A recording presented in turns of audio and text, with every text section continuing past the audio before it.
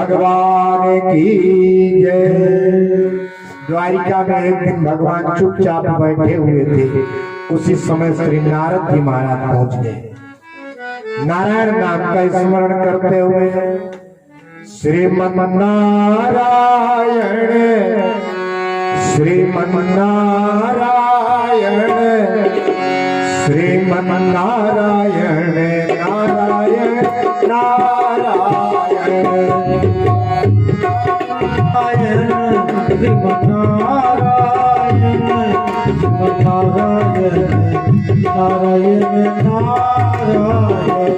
बद्री नारायण बद्री नारायण बद्री नारायण नारायण नारायण बद्री नारायण बद्री नारायण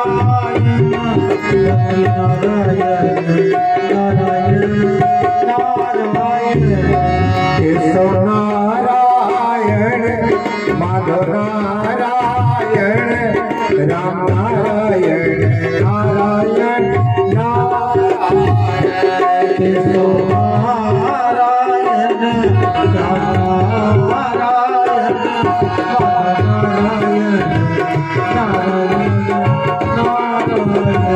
लक्ष्मी नारायण बद्री नारायण भजमन नारायण नारायण नारायण नारायण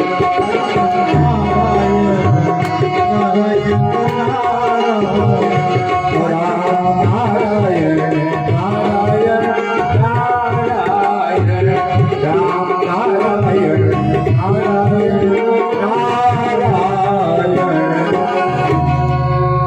नारायण नाम का स्मरण करते हुए श्री नारद जी महाराज पहुंच गए द्वारिकापुरी। भगवान ने नारद जी का स्वागत किया। नारद जी ने कहा सरकार क्या बात है, आप उदास क्यों हैं? भगवान ने कहा नारद जी एक बात बताइए, हमारी उम्र 25 वर्ष की हो गई और अभी तक शादी विवाह की कहीं कोई चर्चा ही नहीं चल रही है, तो क्या मुझे मेरे शादी विवाह के बारे में स्वयं चर्चा करना पड़ेगा? नारद जी को हंसी आई। नारद जी ने कहा सरकार ये बात है, तो आपने हमें क्यों नहीं बताया? अभी गया और आपका अभी संबंध पक्का करके आया। नारद जी महाराज पहुंच गए कहाँ? भीष्मक जी के यहाँ। ये भीष्मक जी कुंदनपुर के राजा हैं। इनके 5 पुत्र हैं और एक पुत्री है। पुत्रों का नाम है रुक्मी, रुक्ममाली, रुक्मरथ, रुक्मबाहु और रुक्मकेतु, और एक पुत्री है जिसका नाम है रुक्मणी, साक्षात जगत जननी है। नारद जी महाराज के जाने पर श्री भीष्मक जी महाराज ने रुक्मणी जी को बुला करके प्रणाम करवाया और प्रणाम करवाने के बाद में नारद जी से कहा सरकार आप हमारी पुत्री को आशीर्वाद दें। नारद जी महाराज ने कहा आपकी पुत्री तो साक्षात लक्ष्मी है। भीष्मक जी बोले पुत्री तो लक्ष्मी है लेकिन पति भी इनके लिए नारायण जैसे मिल जाए तब तो बात बने। नारद जी ने कहा मेरी दृष्टि में तो एक ही योग्य वर इनके योग्य है। कौन? बोले द्वारिकाधीश भगवान श्री कृष्ण, क्योंकि द्वारिकाधीश भगवान श्री कृष्ण इस समय संसार में सबसे श्रेष्ठ, सबसे प्रभावशाली और सबसे वीर और सबसे उच्च है। रुक्मणी मैया उसी समय भगवान श्री कृष्ण को अपने हृदय में धारण कर लेते। भीष्मक जी महाराज को कन्हैया के बारे में चर्चा करके तो नारद जी चले गए, लेकिन जो भीष्मक जी का बड़ा बेटा है रुक्मी, ये गया और अपनी बहन रुक्मणी का विवाह शिशुपाल के साथ में पक्का करके आ गया। रुक्मणी जी को पता चला तो रुक्मणी जी रोते रोते भाभी जी के पास में पहुंची। भाभी जी ने कहा क्या बात है? बोले भाभी जी, मैं भगवान श्री कृष्ण को पति रूप में पहले ही वर्ण कर चुकी हूँ मन से। और भैया जी हैं कि शिशुपाल के साथ संबंध पक्का करके आ गए हैं। प्राण दे दूंगी लेकिन कन्हैया के सिवा मैं कहीं विवाह नहीं करूंगी। भाभी जी ने कहा तो रोने गाने से काम थोड़ी चलेगा, कुछ करो। रुक्मणी जी ने कहा हम क्या करें? बोले कम से कम एक पत्र ही लिख करके दे दो। अरे आप कन्हैया को पाना चाहती हो, ये बात कन्हैया को पता तो होनी चाहिए। तब रुक्मणी जी ने एक बड़ा ही सुंदर पत्र लिखा। तो पत्र में क्या लिखा मालूम है? श्रुत्वा गुणान भुवन सुंदर शृण्वतां ते निर्विष कर्ण विभरैर् हरतों तापम रूपम दृशां दृश्यमता अखिलार्थलाभम त्वयि अच्युता विशति चित्तम पत्रपम में। रुक्मणी जी ने कहा सरकार हमने आपको देखा नहीं है लेकिन आपके बारे में सुना है। श्रुत्वा, और सुन करके ही हमने आपको अपने पति के रूप में वर्ण कर लिया है। अब आप सोच रहे होंगे कि हमको आपने देखा नहीं, सुन के वर्ण कर लिया, लेकिन हम तो आपको न देखे हैं न सुने हैं। तो रुक्मणी जी ने कहा सरकार हम आपसे किसी भी मामले में कम नहीं है, न रूप में न गुण में। रूपम दृशां दृश्यमताम अखिलार्थ लाभम त्वय्यच्युता विशति चित्तम पत्रपम में। आपको पत्र इसलिए लिख रहे हूं कि सिंह के रहते सिंह का भाग कोई सियार न लेके चला जाए। मैं आपको पाना चाहती हूं लेकिन हमारे भाई शिशुपाल के साथ में विवाह की बात पक्की करके आ गए। आपसे निवेदन है कि आप आए और अपनी वीरता का शुल्क दे करके आप हमको यहाँ से ले जाएं। अब आप सोच रहे हैं कि जब आपके भाई नहीं चाहते तो कैसे ले जाएं? तो सरकार मेरे यहाँ की परंपरा विवाह से पूर्व कन्या गौरी पूजन करने के लिए मंदिर जाती है। उस समय सखियों के सिवाय कोई नहीं रहता। आप चाहो तो मंदिर से मेरा हरण करके मुझे अपना बना सकते हो, मुझसे विवाह कर सकते हो।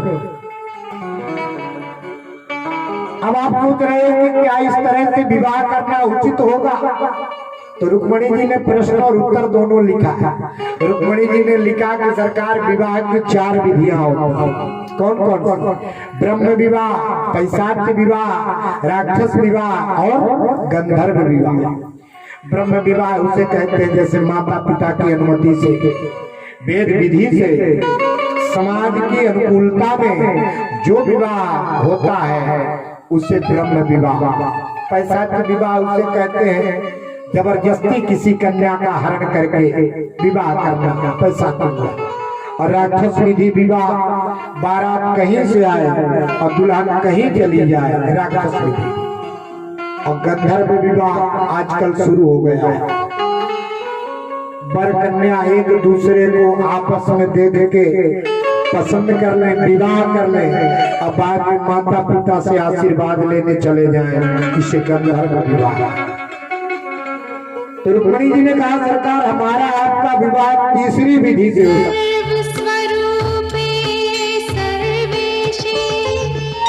और आनंद चंद्र भगवान श्री कृष्ण चंद्र के लिए पत्र लिख करके रुक्मणी जी ने पत्र ले जा करके पंडित जी को दे दिया और कहा पंडित जी ये पत्र ले करके जाइए, द्वारिकाधीश भगवान श्री कृष्ण को दे दीजिए। और ध्यान रखिएगा ये पत्र नहीं, ये मेरे प्राण हैं, आप ठीक से ले जाकर दे दीजिएगा। पंडित जी पत्र लेकर के गए, भगवान को दिया। भगवान पत्र पढ़ने के बाद में जैसे फुर्सत हुए, पंडित जी ने पूछा क्या समाचार है सरकार? भगवान ने कहा समाचार देने का समय कहाँ है, चलो साथ ही चलते हैं। और भगवान श्री कृष्ण आके रथ में बैठने लगे। उसी समय दाऊ भैया आ गए। दाऊ भैया ने पूछा, कन्हैया कहाँ जा रहे हो? पंडित जी को देख करके कन्हैया विचार करने लगे कि दाऊ भैया को भी इसी समय आना था। भाई दाऊ जी बड़े भैया हैं, बड़े भैया की एक मर्यादा होती है। कन्हैया बोले वहीं जा रहा, वहीं कहा? बोले वहीं। इतने में पंडित जी दिखाई पड़े तो दाऊ भैया ने पंडित जी से पूछा, पंडित जी आप कहाँ से पधारे? पंडित जी ने नजर मिलाई कन्हैया से, क्या करूं, बता दूं कि रहने दूं? भगवान ने कहा बता दीजिए, अब जो होगा सो देखा जाएगा। और पंडित जी दाऊ भैया से बोले, दाऊ भैया कुंदनपुर की राजकुमारी रुक्मणी जी का स्वयंवर होने वाला है, हम उन्हीं का पत्र लेकर के द्वारिकाधीश के पास में आए थे। दाऊ भैया को समझते देर न लगी। दाऊ भैया ने कहा, वाह कन्हैया तू कब बड़ा हो गया, मुझे तो पता भी नहीं चला। ठीक है तू दूल्हा बन करके चल, हम बारात लेकर के आते हैं। और दाऊ भैया सैनिकों को तैयार करने लगे। सैनिकों से बोले, सुनो चलना तो बारात में है, लेकिन अस्त्र शस्त्र से सुसज्जित रहना, क्योंकि क्षत्रियों की बारात है। और क्षत्रियों की बारात में शायद ऐसी कोई बारात होती हो जिसमें 2-4 राउंड ना चलते, कितना बचाव थोड़ा बहुत हो ही जाता। इसलिए सब लोग अस्त्र शस्त्र से सुसज्जित होकर के चल रहा। सब लोग चल पड़े। भगवान श्री कृष्ण कुंदनपुर पहुंचे। उसी समय शिशुपाल की बारात आई। सगाई का सामान लेकर के भीष्म जी जा रहे थे चढ़ाने के लिए। किसी ने सूचना दी कि द्वारिकाधीश आए हैं, तो भीष्म जी ने सोचा कि भगवान का बार बार दर्शन भाग्य से मिलता है, आज भगवान इस शुभ अवसर पर आ गए हैं तो चले दर्शन कर लें। और जब दर्शन करने गए तो भाव में इतने भावुक हो गए कि जो सगाई का सामान शिशुपाल के लिए ले जा रहे थे वो द्वारिकाधीश को ही चढ़ा दिया। लोगों ने सोचा यही दूल्हे राजा हैं, और लोग भगवान की जय जयकार करने लगे, भीष्म जी की जय जयकार करने लगे। कुछ लोग समझाते भैया ये दूल्हा नहीं है, लेकिन कोई समझने के लिए तैयार नहीं है, इतनी भीड़ है कौन समझेगा। अच्छा, भगवान श्री कृष्ण का दर्शन करने के बाद भीष्म जी ने कहा, सरकार आपकी बड़ी कृपा, आप पधारे। भगवान ने कहा चिंता मत करो, भगवान ने चाहा तो मिलना जुलना लगा ही रहेगा। इतना कहकर भगवान ने कहा कि इधर से गुजर रहा था तो मैंने सोचा आपसे मिलता चलूं, अब जा रहा हूं, आप आज्ञा दीजिए। भीष्म जी ने सोचा मेरा बेटा थोड़ा दुष्ट प्रकृति का है, कहीं अपमान ना कर दे, इसलिए ठाकुर जी चले ही जाए तो बढ़िया है। भीष्म जी भी विदा दे दिए और भगवान वहां से आकर के मंदिर के दरवाजे में खड़े हुए। लेकिन ये रुक्मी और शिशुपाल इन दोनों ने मिलकर मंदिर में भी पहरा लगवा दिया। रुक्मिणी जी बार बार गौरी मैया का पूजन करते समय प्रार्थना करती है, हे गौरी मैया आप जगदम्बा हो, आप हमें आशीर्वाद दो कि द्वारिकाधीश भगवान श्री कृष्ण ही मुझे पति रूप में प्राप्त हो। दुर्भगाया न मे धाता नानुकूलो महेश्वर देवी वाभिमुखा गौरी रुद्राणी गिरिजा सती। उसी समय गौरी मैया का आशीर्वाद मिला, और जब गौरी मैया का आशीर्वाद मिला तो रुक्मिणी जी का बाम अंग फड़कने लगा। बाम उरुर्भुजो नेत्र मस्फुरन प्रिय भासिनः, बाम अंग फड़कने लगा और जब बाम अंग फड़कने लगा तो रुक्मणी जी प्रसन्न हो गई, क्योंकि जब नारियों का बायां अंग फड़के तो समझना कुछ शुभ सूचना मिलने वाला है, लेकिन थोड़ा बहुत फड़के तब।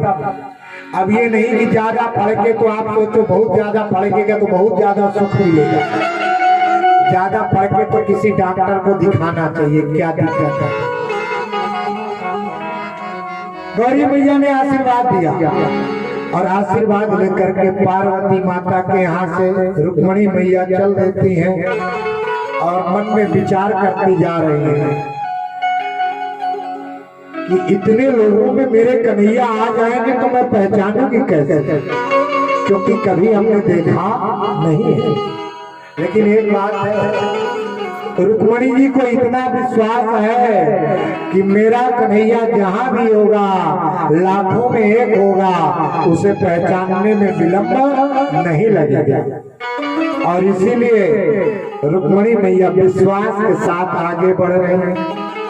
अच्छा, कन्हैया मंदिर के द्वार पर आके खड़े हैं और जो सैनिक लगे हैं वो कन्हैया को ही देखने में व्यस्त। कोई कहता भैया इनका रथ तो देखो, तो दूसरा कहता है इनका रथ में जो घोड़े लगे हैं उन घोड़ों को तो देखो, तो कोई कहता है तुम घोड़े ही देखना, इनके सिर में कितना बढ़िया मोर मुकुट लगा है, जरा उसका तो दर्शन करो।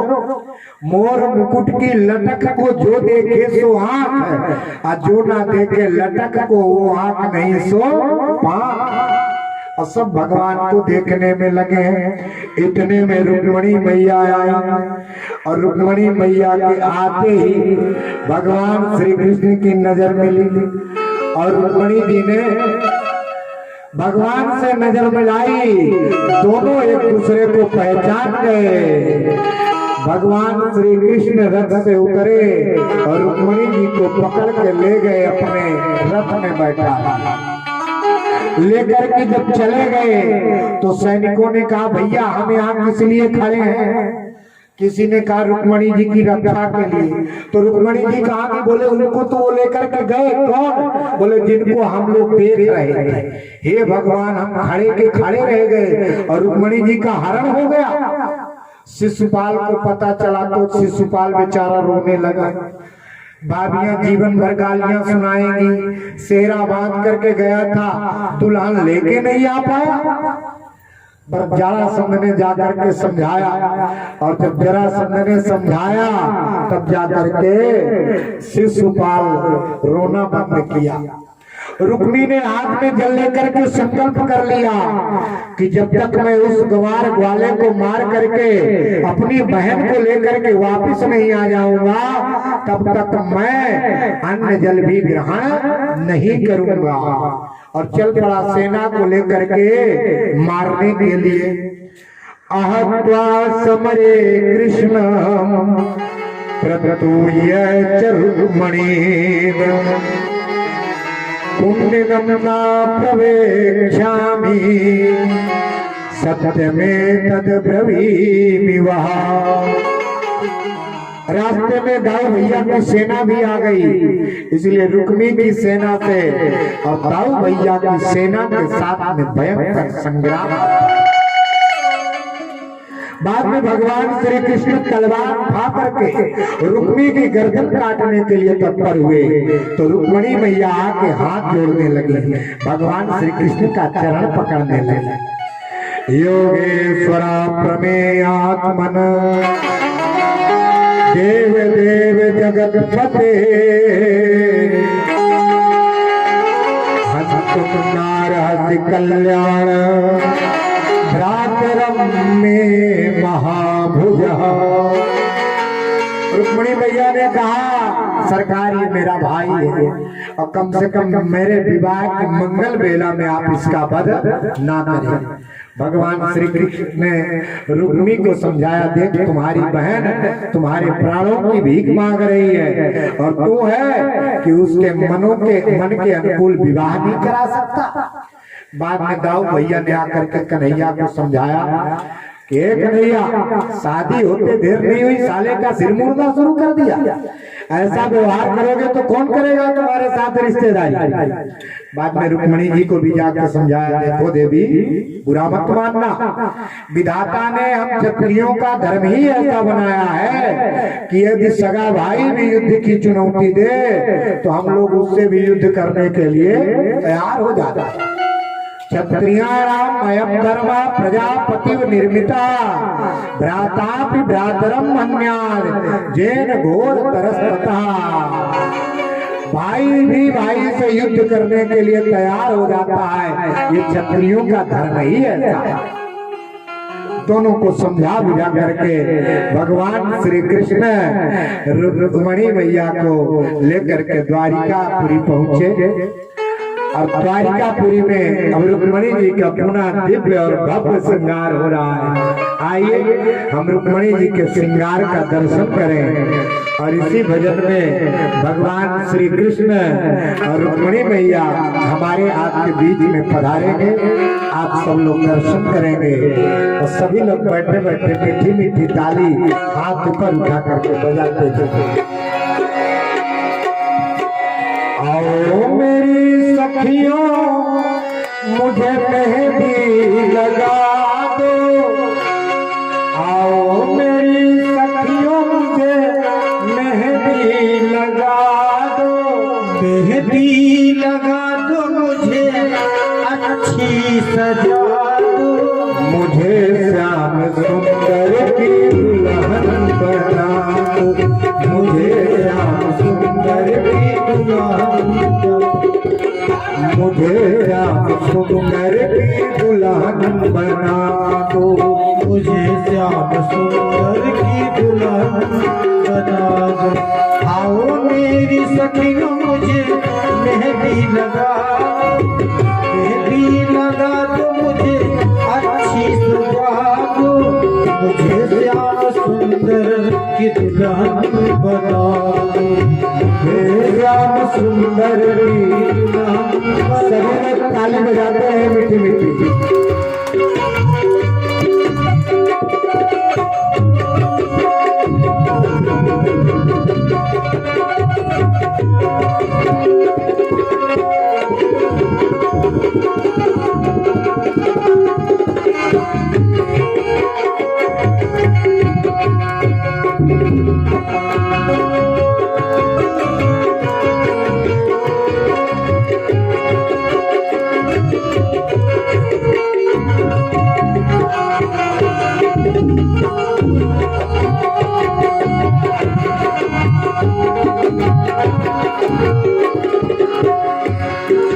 सत्संग में मेरी बात चलाई, सत्संग से मेरी बात चलाई, सदगुरु ने मेरी कीनी सगाई, सदगुरु ने मेरे की है सगाई, सदगुरु ने मेरी कीनी सगाई, सदगुरु ने मेरे कीनी सगाई।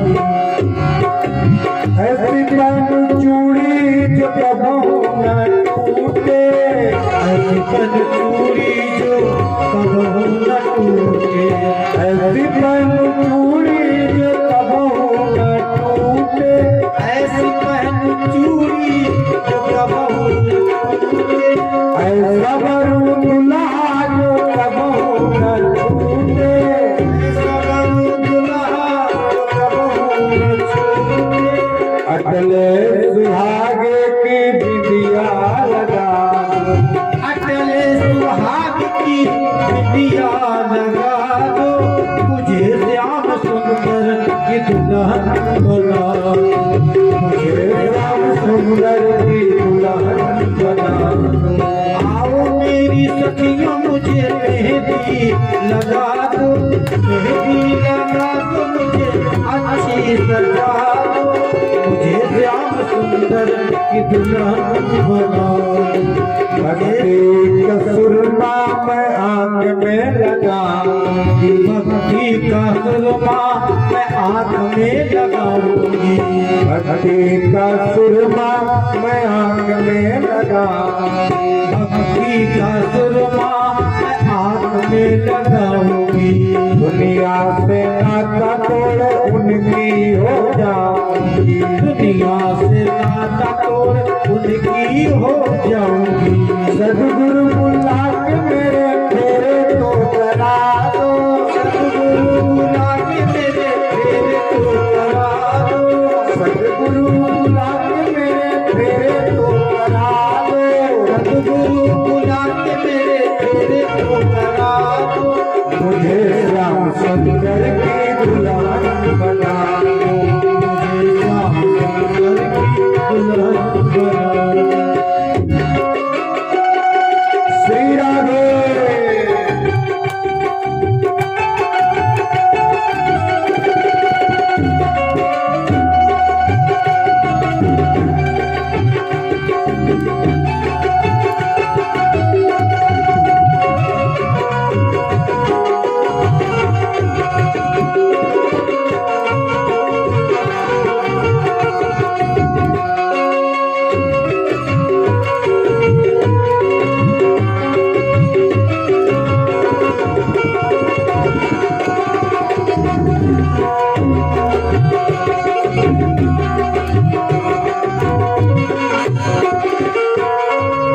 के घुंघरू मैं उनको रिझाऊंगी, हाथ के घुंघरू मैं उनको रिझाऊंगी, लेके एक तारा मैं श्याम श्याम गाऊंगी, लेके एक तारा मैं श्याम श्याम गाऊंगी, लेके एक तारा मैं श्याम श्याम गाऊंगी, लेके एक तारा मैं श्याम श्याम गाऊंगी। सखियों को बुला के मेरे विदा तो करा दो, बुला के मेरे विदा तो करा दो, सखियां बुला के मेरे विदा तो करा दो, बुला के मेरे विदा तो करा दो। मुझे श्याम सुंदर की दुल्हन बना दो, मुझे श्याम सुंदर की दुल्हन बना दो। आओ मेरी सखियों मेरे मेहंदी लगा दो, मेरी सखियों मुझे मेहंदी लगा दो, मुझे श्याम सुंदर की दुल्हन बना दो, मुझे श्याम सुंदर की दुल्हन बना दो, मुझे श्याम सुंदर की दुल्हन बना दो, मुझे श्याम सुंदर की दुल्हन बना दो। बोलिए आनंद कंद कृष्ण चंद्र भगवान की जय। नारा इतनी जोर से बोलिए कि हद हो जाए। अब पूरे अयोध्या से नहीं, पूरे उत्तर प्रदेश से यमराज का खाता रद्द हो जाए। बोलिए द्वारिकाधीश भगवान की, रुक्मणी मैया की। और सभी लोग पूजन करेंगे। रुक्मणी जी साक्षात लक्ष्मी स्वरूपा है और आज उनका विवाह हो रहा है। विवाह के समय जो उनका पूजन करेगा प्रसन्नता पूर्वक आशीर्वाद देंगी और उनके घर में लक्ष्मी की कभी कोई कमी नहीं रहेगी। आए भगवान श्री कृष्ण और रुक्मणी मैया दोनों लोग बड़े प्रसन्न हैं। विवाह के समय सभी प्रसन्न रहते हैं। कृष्ण भगवान की, रुक्मणी मैया की। सब सोच रहे हैं कितना जल्दी माला पहनाएं, क्यों? आइए हम लोग पहले भगवान के माल्यार्पण का आनंद लेते हैं। पहले रुक्मणी जी पहनाएंगे कि कन्हैया पहनाएंगे? रुक्मणी जी पहनाएंगे ना, चले माला पहनाएंगे।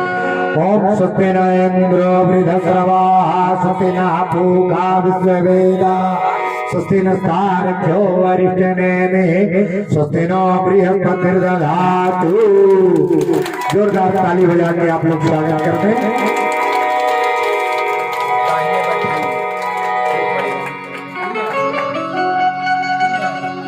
श्री कृष्ण रुक्मणी विवाह की, आज के आनंद की, श्रीमद् भागवत महापुराण की, श्री व्यास जी महाराज की। फूलों में सज रहे हैं, जय हो। फूलों में सज रहे हैं, हरि बोल। फूलों में सज रहे हैं, श्री वृंदावन बिहारी फूलों में सज रहे हैं। श्री वृंदावन बिहारी फूलों में सज रहे हैं।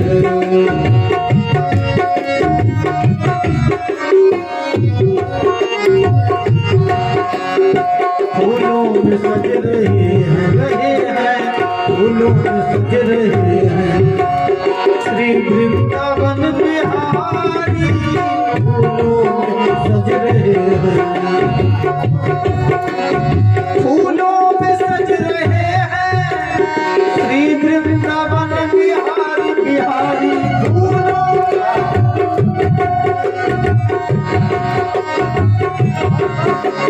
फूलों में सज रहे हैं श्री वृंदावन बिहारी बिहारी।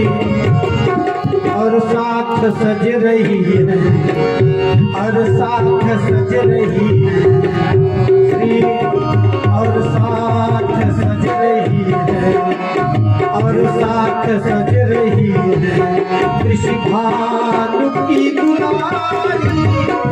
साथ सज रही है वृषभानु की दुलारी फूलों में सज रही है।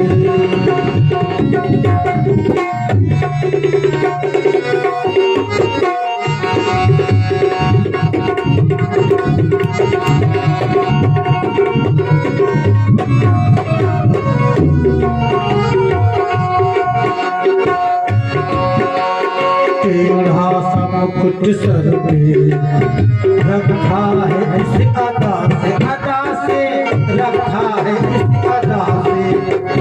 टेढ़ा सा मुकुट सर पे टेढ़ा सा मुकुट सर पे रखा है इस अदा से। करुणा बरस रही है, करुणा भरी निगाह से, निगाह से करुणा भरी निगाह से। बिन बोल बिक गई मैं, बिन बोल बिक गई मैं, बिन बोल बिक गई मैं। जब से छवि निहारी बिन बोल बिक गई मैं, जब से छवि निहारी फूलों में सज रहे हैं। श्री वृंदावन बिहारी फूलों में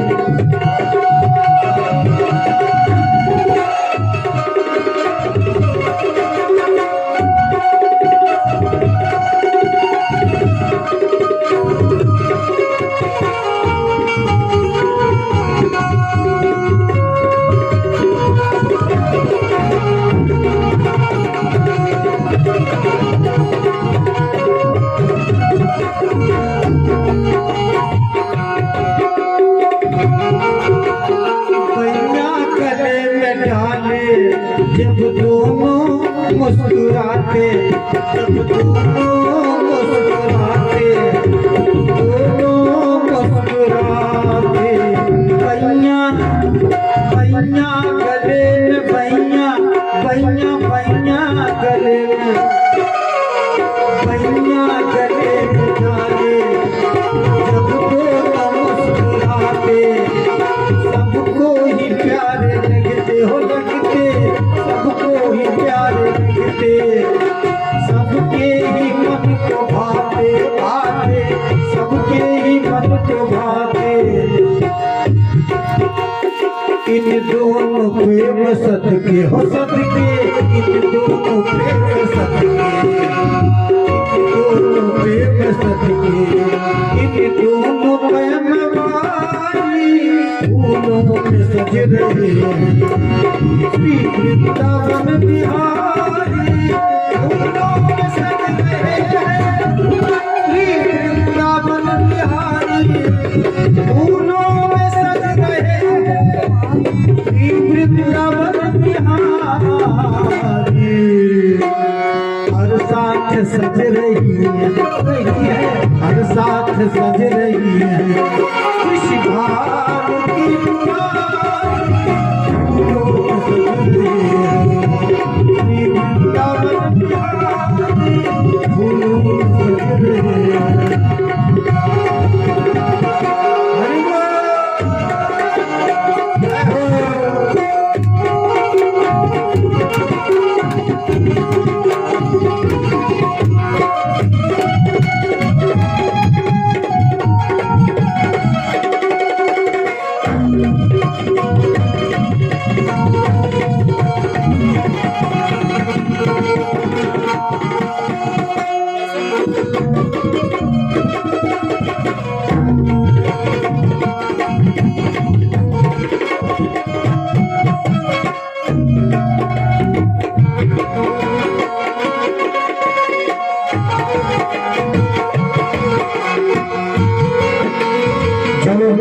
करना चाहते हैं कि करके प्रणाम करके आशीर्वाद ले ले, इसके बाद आरती होगी।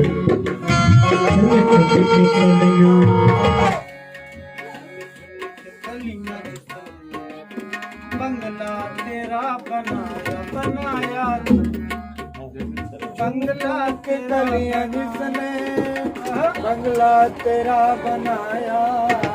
चुन चुन के चुन चुन के चुन के चुन के चुन के चुन चुन के ओ कलियां जिसने चुन चुन के कलियां जिसने हो जिसने चुन चुन के कलियां जिसने बंगला तेरा बनाया। आभूषणों से जिसने तुम्हें सजाया सजाया, जिसने तुम्हें सजाया। उन हाथों पर मैं सदके हो सदके सदके, उन हाथों पर मैं सदके, उन हाथ